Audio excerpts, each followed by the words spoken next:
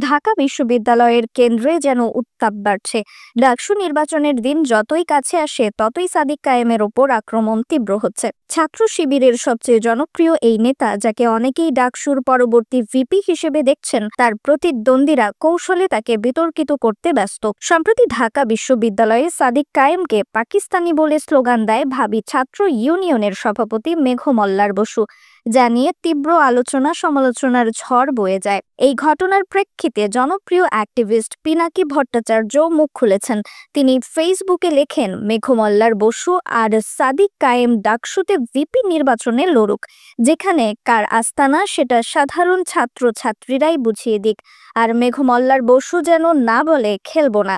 এই কথাগুলো যেন বিষাক্ত উত্তেজনার আগুন আরো জ্বালিয়ে দেয়। অন্যদিকে মেঘ মল্লার বসু নিজেও তার ভুল বুঝতে পেরেছেন। ফেসবুকে তিনি লেখেন, সাদিক কায়েম পাকিস্তানি স্লোগানটি রাজনৈতিকভাবে ভুল ছিল।